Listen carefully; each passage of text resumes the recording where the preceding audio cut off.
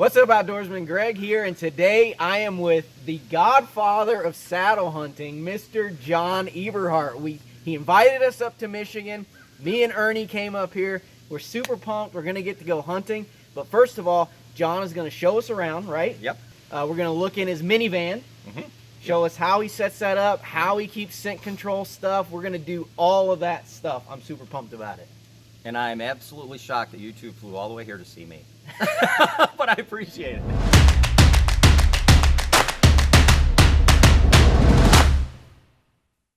it. This right here, if you look at the back of this van, this is why I choose hunting out of a van, and I've hunted out of a van since, I think, 1992. I think this is my 7th van that I've owned, and it's a minivan. I used to put Soccer Mom minivan stickers on the back bumper so that people see me on the side of the road. They don't view me as a threat like they do.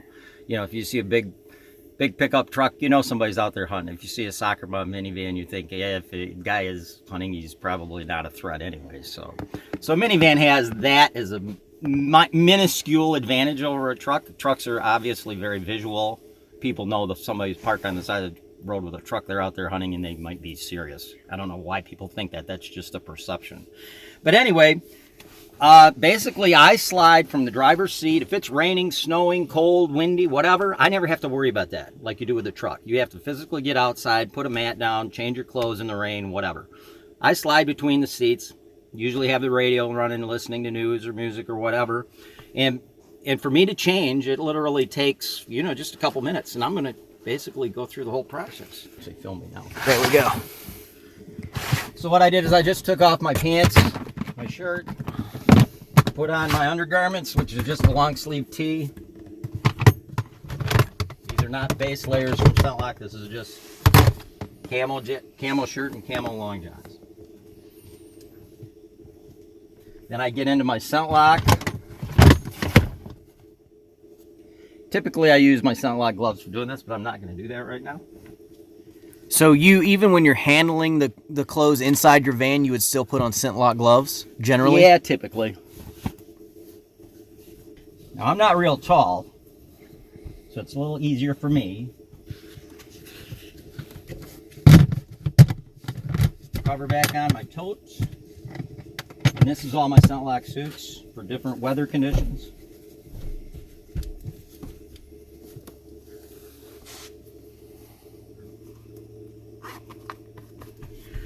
Sit back down, get out my backpack. This here is a ScentLok backpack. Set that on the ground. That's also in an airtight tote. Same tote. Close that back up because that's got other ScentLok stuff in it as well.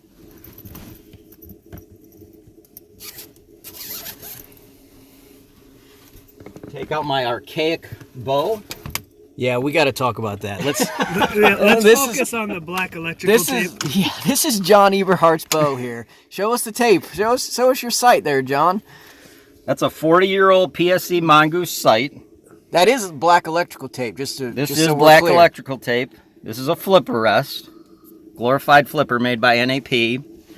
This is an arrow holder, so it doesn't come off when I'm drawing my bow. And it's a PSC quiver that hooks up to the Mongoose, old PSC Mongoose sight. How many brand new bows do you have in your basement? 10, probably 9 or 10 that are still never been shot. Yeah, that makes sense. All right. Okay, then the next thing I do,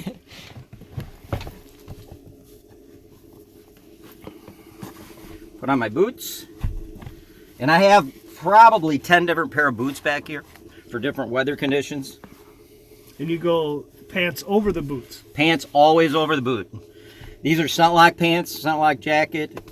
Always drape your pants over top of your boots. That way, every time you take a step or move your foot in a tree stand, a puff of air comes out the throat. And basically, the carbon in the ScentLok pant legs, which is probably 18 inches over your boot, is going to absorb those odor molecules. So then, basically step out of the van.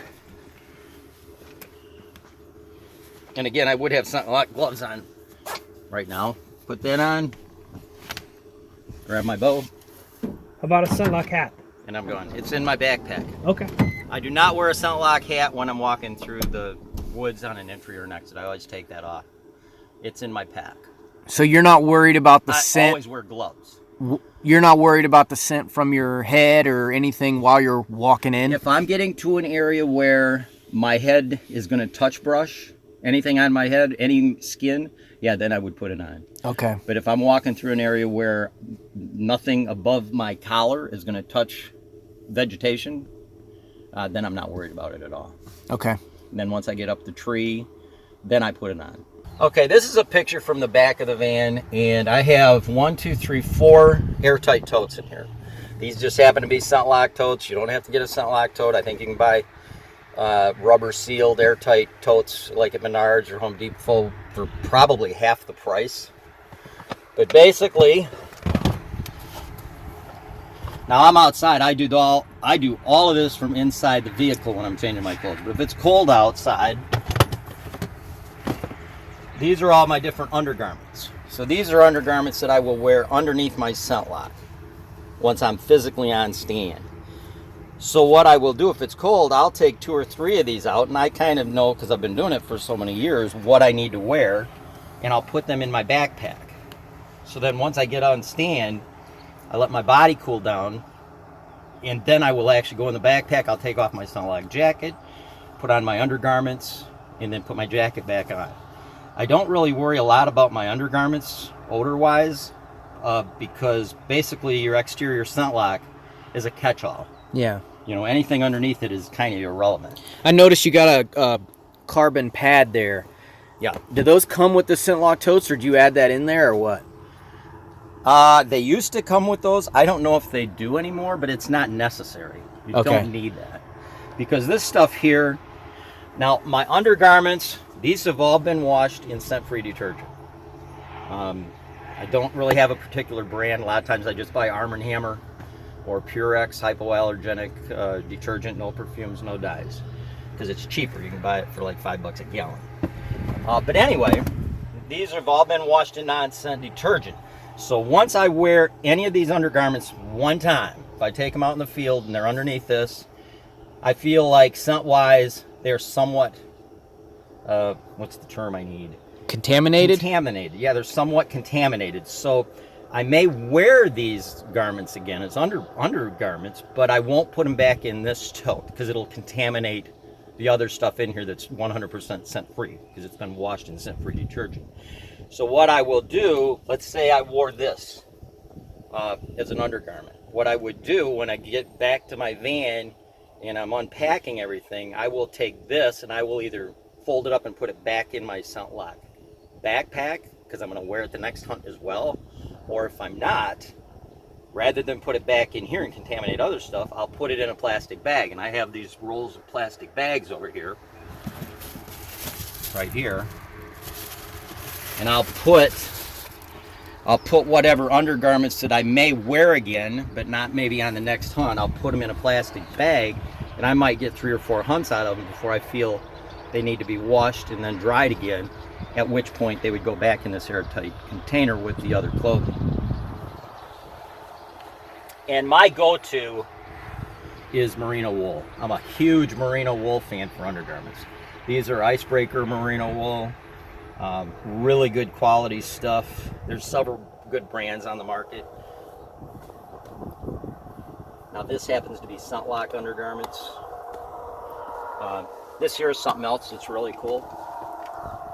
This is an undergarment as well. Now this here just happened to be a ScentLock vest. Now as you can tell, I'm not a big collar guy. so on all of my vests, and I probably have a half a dozen, maybe 8 different vests. This one happens to be ScentLock. But I love wearing a fleece vest as an undergarment because it frees up your arms, yet it adds a warm layer to your core. And it's got such high resale after the modification. Yes, and once you I don't care what anything looks like cosmetically. You saw my bow, so obviously cosmetics is irrelevant to me. It's all about killing shit. That's the bottom line, killing. And one unique thing about this vest is this has a membrane in it. This has a polyurethane membrane in it. So basically this is also going to block the wind. And when you're hunting in cold weather, windy weather, I don't care how many garments you have as undergarments or an exterior garment. If you don't have something with a membrane in it to block the wind, you know, and if you're wearing all permeable clothing, the wind's going to blow through it and you're going to get cold in about an hour and a half to 2 hours max. But once you get something with a membrane in it, it's going to block the wind, it's going to keep your core warm. Yeah. Basically hold your body heat in. So I'm a huge fan of fleece vests. Here's another one. And as you can tell, the collar's gone. Collar's been cut off. I take the collars off everything. The only thing I want a collar on is my exterior jacket. You get too many collars on, and when you put on your ScentLok head cover with a drop-down face mask, you've just got too much shit going on in your neck area. You know, because everybody makes these undergarments with the bottom layer's got a collar, then your fleece vest has a collar, then your jacket has a collar. That's a bunch of collars, and when you wear a ScentLok head cover with the drop-down face mask, you've got to tuck that in underneath all that stuff, because you've got to have your neck covered with ScentLok. So it's just too many collars for me. I just want one collar, and I always want it on my exterior piece. So that's my tote with undergarments for colder weather. And I access all this from inside the van. I never open the van and do this from the rear cover. Now this is Rivers West, which I feel is the most premium rainwear on the market. And these are all waterproof. 100% waterproof. They're not very breathable. It's not like Gore-Tex, which is breathable, but Gore-Tex, if it rains hard, you're going to get wet. You're going to get wet for sure with Gore-Tex. The thing I'm impressed with is it's very quiet. You're moving it. It's not making very any quiet. noise. And they make 3 different types of garments here. This is a midweight. I don't know if I have... I don't think I have my heavyweight stuff here because it's not going to get cold enough until probably December for that. But they make an ambush jacket and ambush bib, and it has a Sherpa liner in it, and that's like for really cold weather, and I switch that out as it gets colder. But then this is the jacket, and I absolutely despise any waterproof garment with a fixed hood. Now this here has a hood, but it's rolled up underneath the collar, so it's not just draped here. I like to be able to hear, so I always want a jacket where it just has a collar. And then I helped Rivers West design this hat. It's very similar to a Columbia Widgeon hat. So basically, you've got your collar. Let's say this here's a waterproof jacket.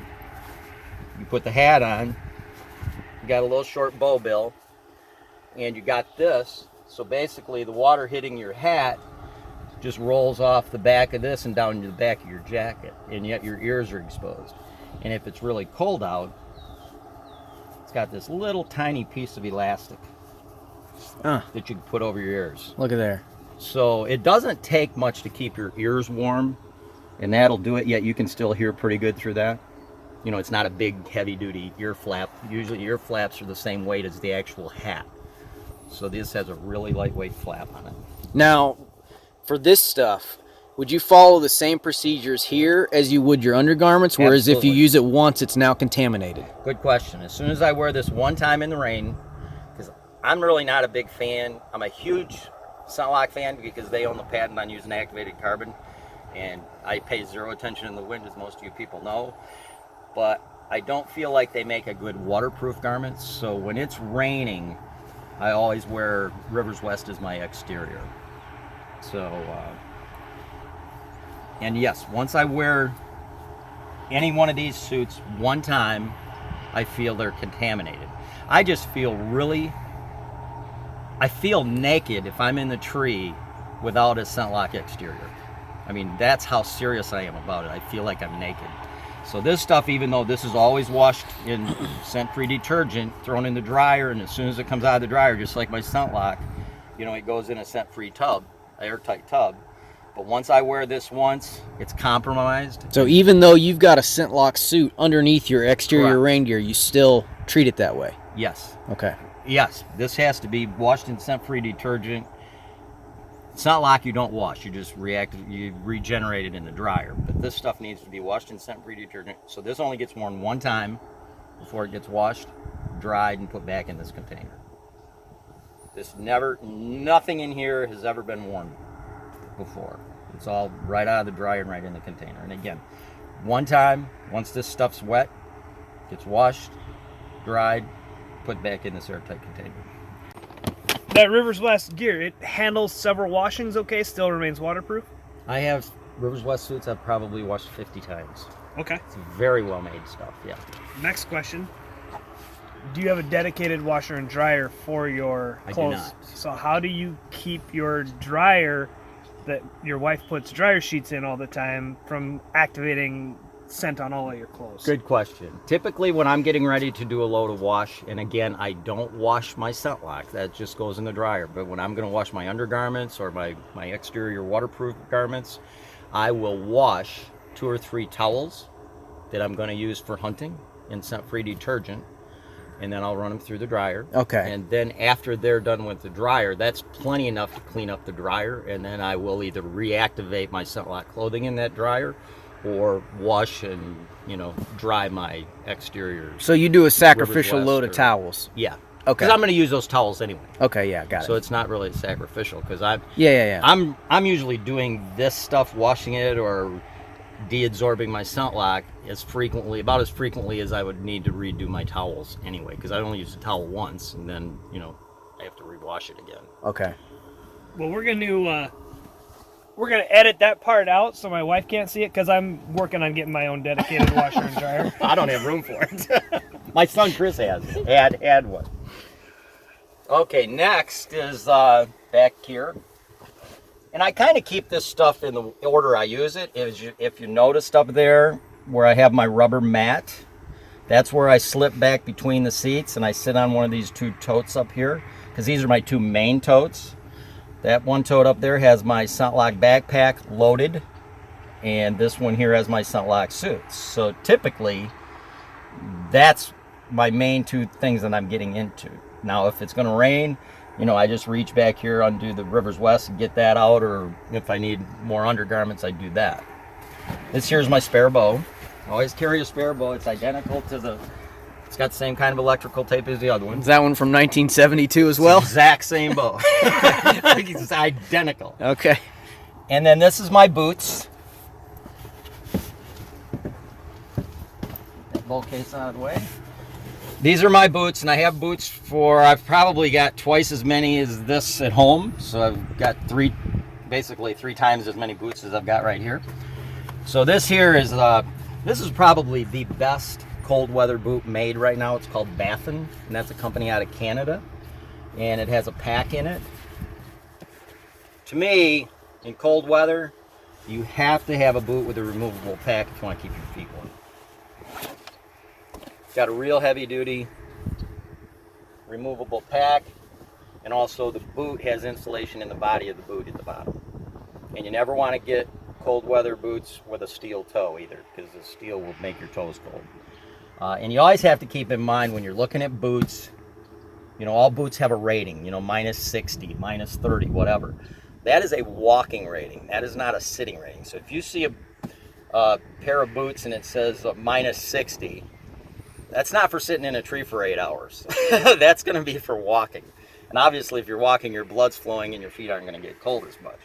So this here boot is absolutely awesome. It's Baffin Titan. Titan is the model. Now, this is a pair of rubber boots, and these also are cold weather boots. These are Red Balls. Red Balls out of business, but it's the same deal. This is a pack boot that I've had since the 70s. I've got 2 pair of these. Now, you'll never find a boot You've had that nowadays. boot for 40 years? Is that what you're saying? Yes. I've got 2 pair of these I bought in the 70s, and I use them every year. They look no worse for wear. Well, you can see the sides where I've kind of worn them on the steps and stuff.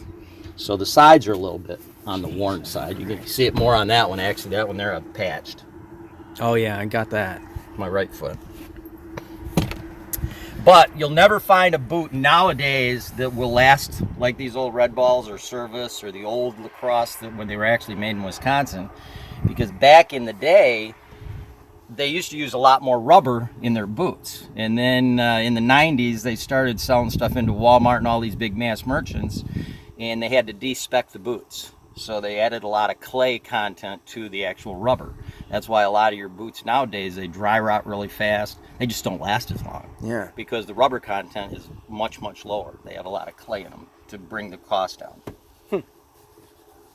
But anyway, that's a... You guys didn't know you were getting a primer on rubber boots, did you? Yeah.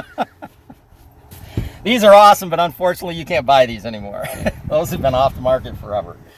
Okay, I always carry a pair of hip boots. These are Red Ball too, so these are quite old. These are at least 20 years old. And these just slip on when I have to cross a shallow creek or a river or something like that to get back where, you know, other guys with those knee-high boots can't get. And these go on, and because they're neoprene, they kind of hold their position. They stay on your legs pretty tight because they just hug to your pants.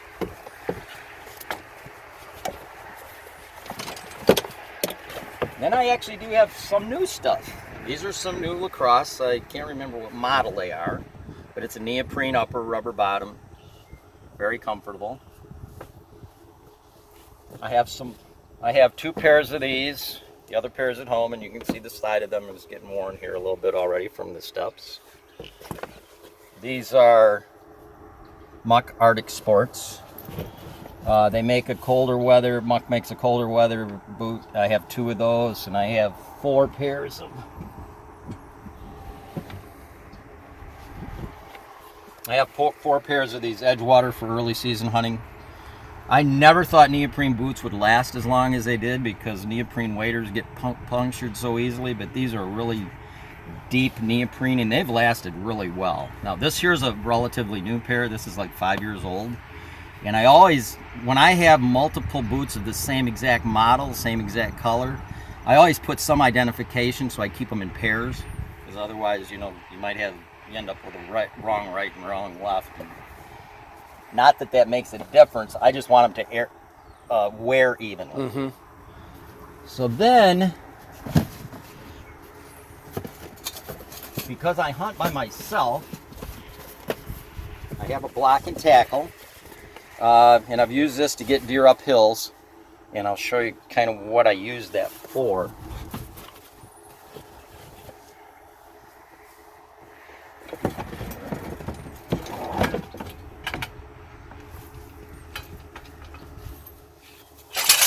This here is called a VersaCart.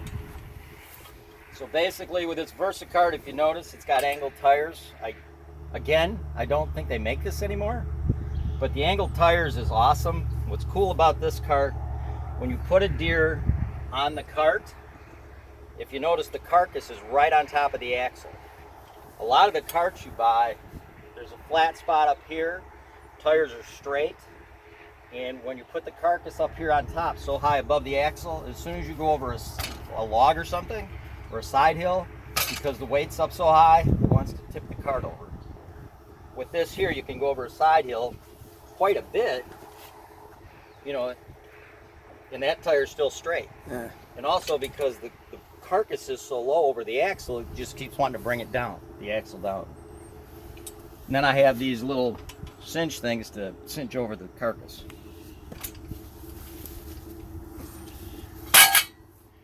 Now, if it's snowing, if there's snow on the ground, I'll use this sled.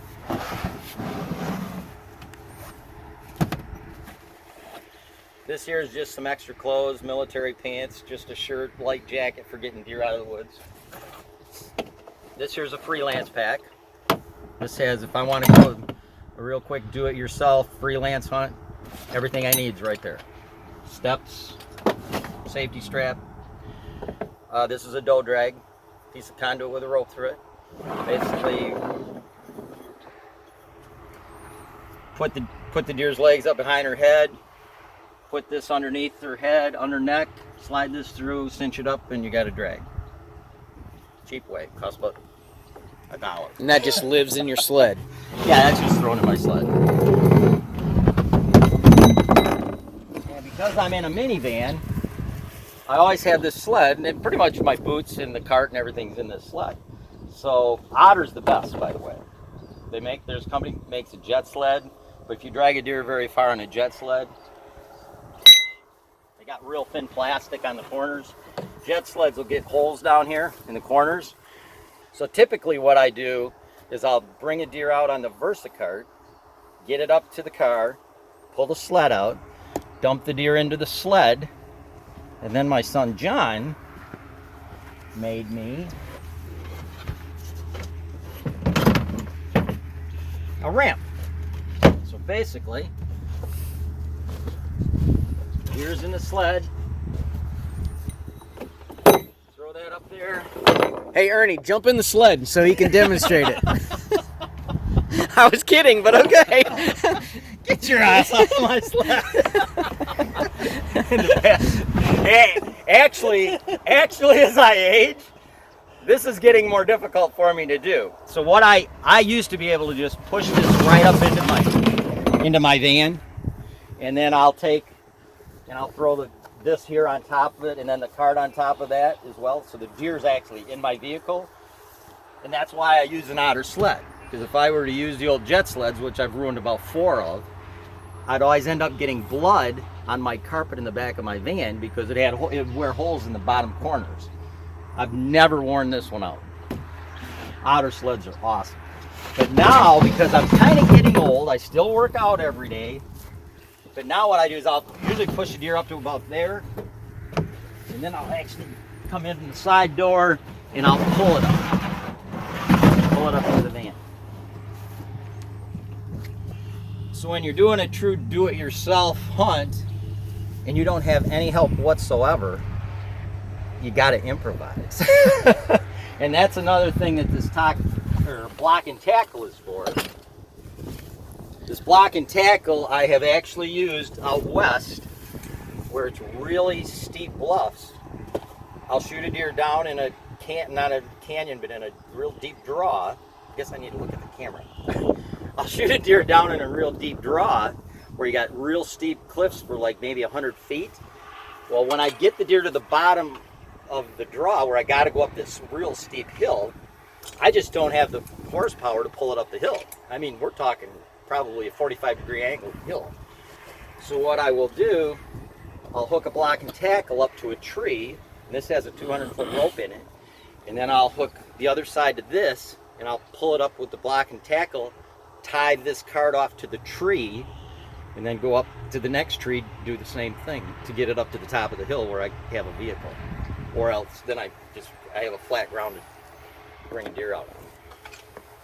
So that's the purpose of the block and tackle, and it's basically a 4-pulley system. And then I've also used block and tackle to put the deer on top of my vehicle. There has been times where I wanted to show it off. So I would, put this on a branch in a tree, pull the deer up, and then drive underneath the deer, and then lower it back onto my van. I like it. That's what the block and tackle's for. And as far as the freelance fanny pack, basically what I have in here, I have a safety. This is an old safety belt. This was made 70s or 80s. Go figure. So this is what I actually use, but you can actually use your Manus saddle for the same exact purpose. But I have this in my freelance pack, so this is what I use as my safety belt for climbing trees and putting in steps. So what I have on each side pouch, each side pocket, I've got 6 double fold steps, Cranford steps. That's what I use for going up and down the tree. Then up at the top, I've got single fold. These are called Cranford Deluxe steps. And the reason I like these at the top is because they're flat surfaced.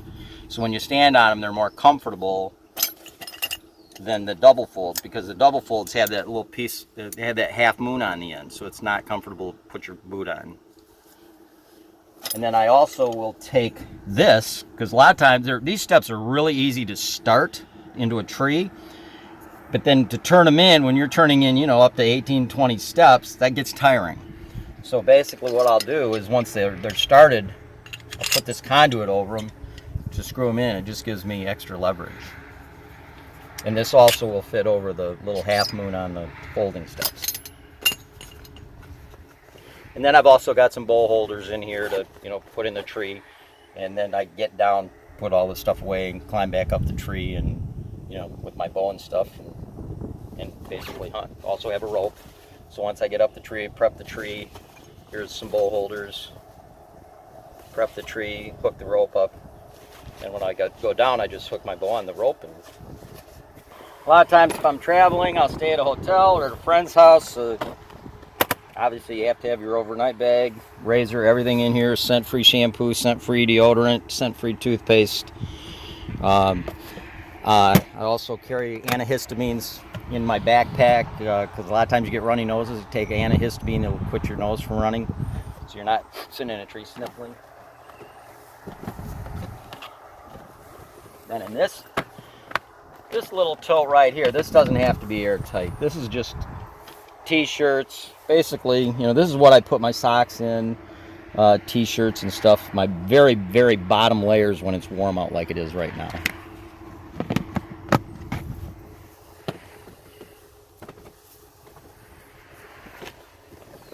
And if I have to do any bow mechanic stuff with my limited abilities, that's my bow tackle box, which is pretty extensive.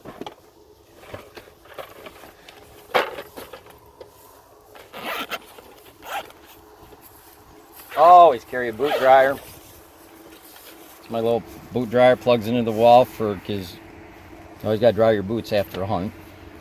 And then this is just another little cart, tote. It's got gutting knives, caping knives, extra handsaw, batteries. I use AAA flashlight batteries for my entry and exit flashlights. I'd never ever use a headlamp, ever. It's too bright, too much for deer to see. There's the butt of one of those Havalons. And those are some gut gloves. I used to make fun of people wearing gutting gloves, but they're awesome. They're absolutely awesome to use. This is where my backpack goes. So I always, my backpack's obviously not in there, it's right here, but I always have a pair of ScentLok gloves on the surface on the back side of that pack, because that's what I'll put on when I'm changing my clothes and stuff and getting into my pack. I also have an extra backpack down here in the bottom, just in case I feel this pack gets compromised, or if I'm out on a couple day hunt and this gets wet, I've got a spare. And then got an extra saddle in the back, and then there's extra head covers and mesh face masks and extra ScentLok gloves in that green bag right there. Just extra stuff. And those are ScentLok. Those two base layer garments are ScentLok. That's why I never put anything in either of my ScentLok totes, my ScentLok clothing, or my ScentLok backpack tote unless it's activated carbon. Nothing ever goes in here unless it's activated carbon.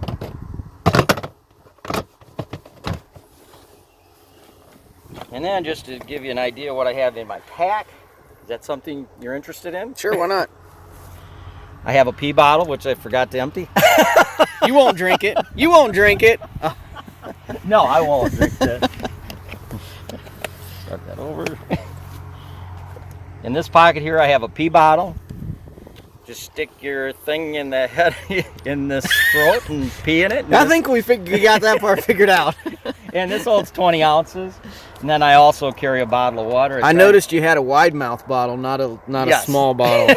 Exactly. Okay. I also don't want to mix them up. Just making sure you wanted to point that out for any ladies that might be watching. There you go. And obviously some tissue, toilet paper. That's in one of the side pockets. The other side pocket. And I used this last evening, as did Greg. I've got a rattle bag. Rattled in a 6-pointer last evening. Greg rattled in a little 4-pointer. 4-pointer last evening. I have an exhale grunt call, which is quite loud. So if I see a buck trying to get his attention at a distance, I use an exhale. I also have an inhale, which I made. Doesn't that look cool? That does look cool. And this is real soft for a deer when it's a lot closer. I don't want to make something loud coming from a tree. So when they're close, I turn my body the other direction and just give a real nice soft. And then I also carry a handsaw, just a folding Gerber handsaw.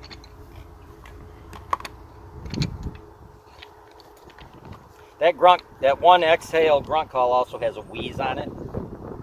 So it's a grunt wheeze.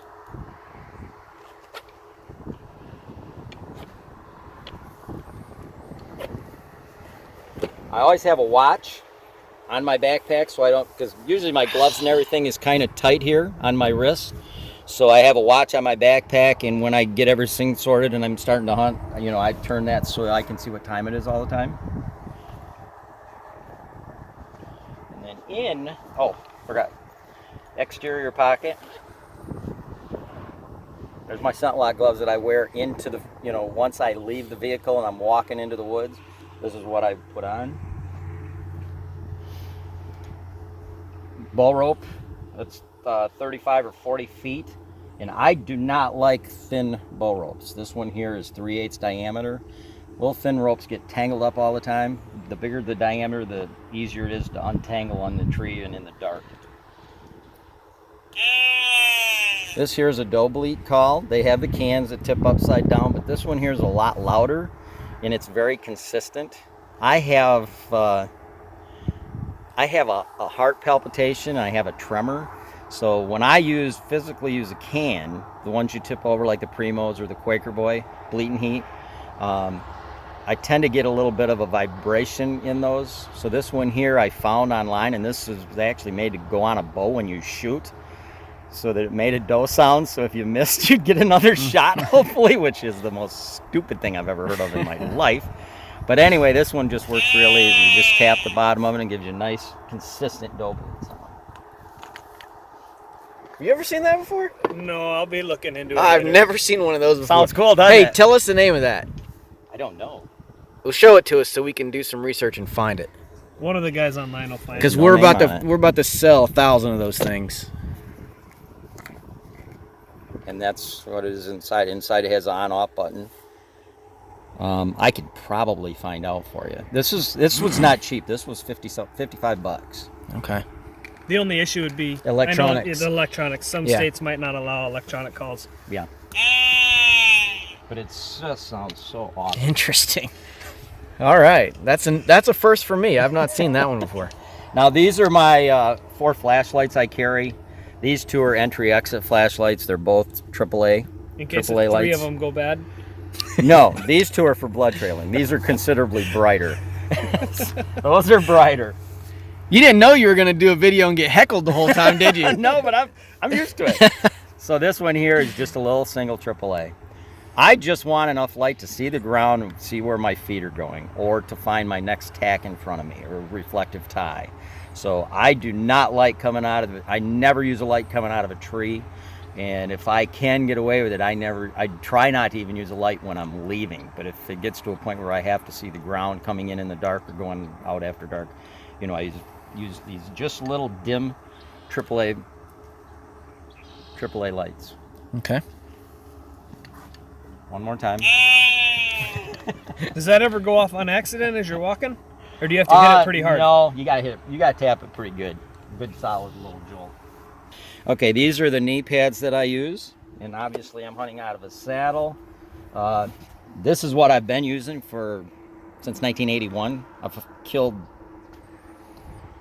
of the 50 book bucks I have, 44 of them were shot out of this right here, this very unit right here. And I am going to be switching to the Mantis. So the Mantis is actually lighter than this, and it packs up just as small as this. I'm extremely impressed with the Mantis. It's awesome. I just saw it. I saw a final product yesterday for the first time. Here's one of those vests that I just showed you a while ago. This was in my backpack. If I hunted this morning, I would have worn this, and again, the collar's done. Sweet collar. Some of the guys might have noticed you've got safety pins all over the place. Yes. What are they for? Safety pins, like on this jacket. When I draw my bow, I shoot fingers, so I have a really tight anchor point.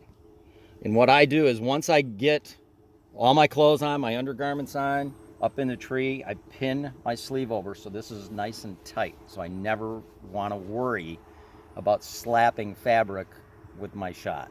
Now they make other things. They make things you can put over your whole arm to tighten everything up. I do wear an arm guard, which I'll show you here in a minute. But that's what the pins are for. And then I have extra pins on my backpack because in case I happen to have a jacket where I need another pin. So they're just on there in case I need a pin. This is another layer garment. Again, this is Rivers West, so this is waterproof, windproof, and this is just a street jacket. This is just a fleece, obviously very quiet street jacket. So this is another really awesome layer garment. Kind of over and above this is my number one go-to layer garment because this here does have arms, and when it's really windy, you know, having your arms not get the wind is kind of important as well.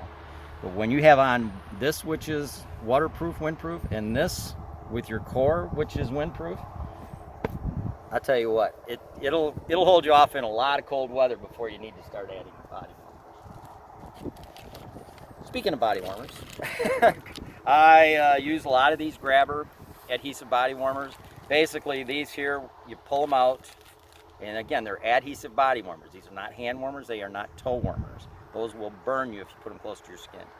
These you put on your very bottom layer. Like this here is really thin fabric right here. If I were cold, once I'm on stand, I never put them on at the vehicle because that makes you sweat on your way to your tree. But once you're on stand and your body cools off and you start to feel like you're getting cold, you just unzip your layers, pop one of these out. If it's not real cold, you just put one right here over your sternum. And if it's real cold, you put one over your sternum and you put one over each of your kidneys. And that keeps your whole core warm. And keep in mind, when it's cold out, you also have these membrane, windproof, waterproof jackets that's going to hold that heat in. And Greg, who's behind the camera, can testify. These are unbelievable. Obviously, I have a rangefinder. Always have to have a rangefinder. Once I get up in my tree, always range everything. And I have antihistamines in here and some Chloraseptics if I have a sore throat and I'm trying not to cough. Have a pocket in here with a knife and, you know, some other BS. And I always carry reflective markers. Always have a pack of reflective tacks, because if I shoot a deer, I go out in the field and I recover it, and it's after dark. Let's say it goes 200 yards when I find it. If you go back to get help or you go back to get your card or whatever you got to do, a lot of times in the pitch black, it's hard to find that exact same spot again. So I put some markers back to the tree I was hunting. That way I just go to the tree. I've got markers to go exactly to where the deer was. Obviously a compass, because a lot of times when you're hunting in areas where there's not much traffic after dark, it's easy to get turned around, especially on a DIY hunt where you're freelancing. If there's no noise, you don't know which direction to go, so a compass gives you a direction where to go back to your vehicle. And I carry some extra Ziploc baggies in here to, let's say it's hot out, so I'm going to wear a t-shirt as an undergarment below my scent-lock on my entry, and then when I get to my tree and get up the tree, you know, that's wet, my bottom layer is damp from perspiration, I will have likely put another undergarment in my backpack because I know I'm going to sweat, and then I'll take off the wet, damp t-shirt, put it in a Ziploc baggie, a gallon Ziploc baggie, seal that up, put it in there, and then let my body cool down a little bit, and then I'll put on the other t-shirt and then put my scent-lock jacket back over top. And as far as head covers, once I'm on stand, I love the Spandaflage. It's called Spandaflage. I think it's made by HS. HS owns this, I believe now. And then I put on my head cover, and I'll, you know, tighten this all up. This here, I tighten it up underneath my mouth like this. My ears are exposed, and basically then I tuck all this in underneath my jacket. that's kind of what I do. And again, here's an arm guard, and I carry a quiver adapter. This screws into the tree, so I take my quiver off my bow and just hook it onto this.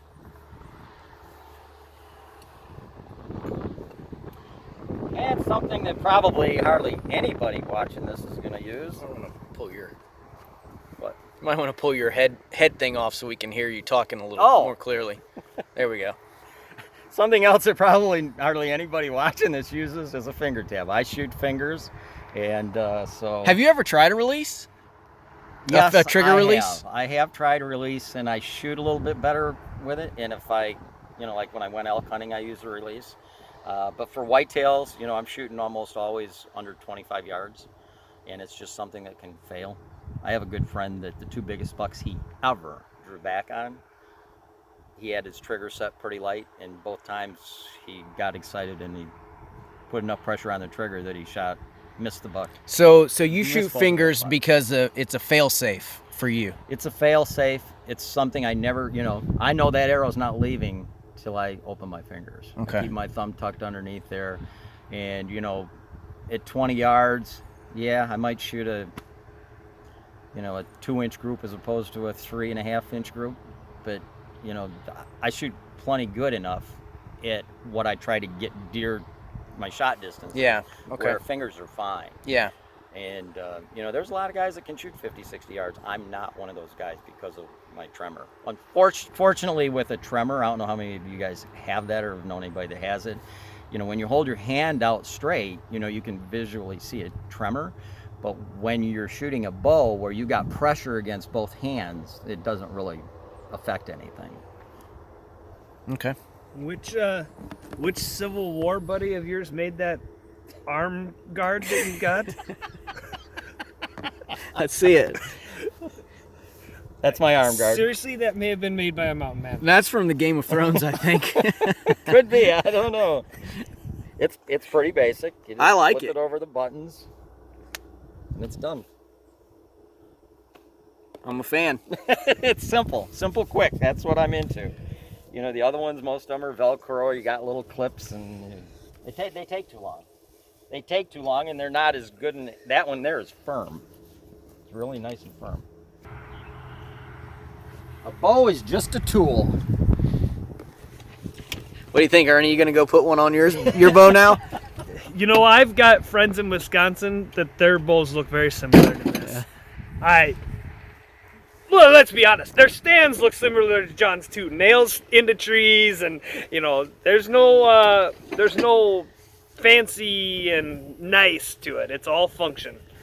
The funny thing is that John, all he has to say is scoreboard. Scoreboard. Yeah, exactly. Killing is the goal. Cosmetics is irrelevant. So scoreboard. Scoreboard. Yeah, absolutely.